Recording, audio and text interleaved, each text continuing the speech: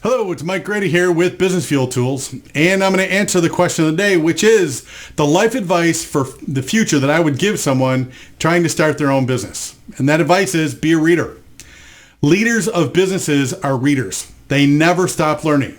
Whether they're reading books or taking courses, going to webinars, attending live seminars, your job as the owner of the business is have the vision of where the business is going. Everything else you can hire people for. And it doesn't seem that way in the beginning, I know.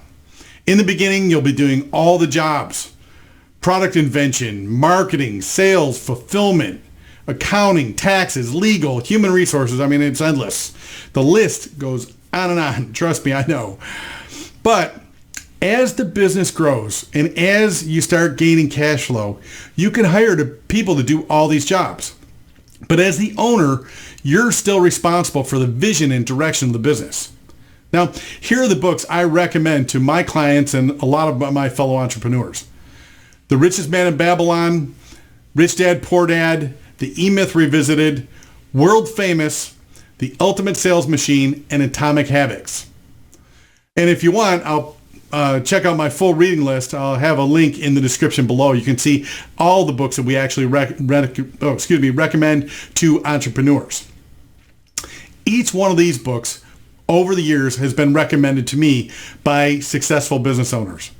Now, what do I mean by successful business owners? My rule of thumb to live by is never take financial advice from someone unless they make 5 times as much money as you make. So as a business owner, surround yourself with people that are at where you want to be, not where you are, where you want to be. And reading is the easiest way to do that.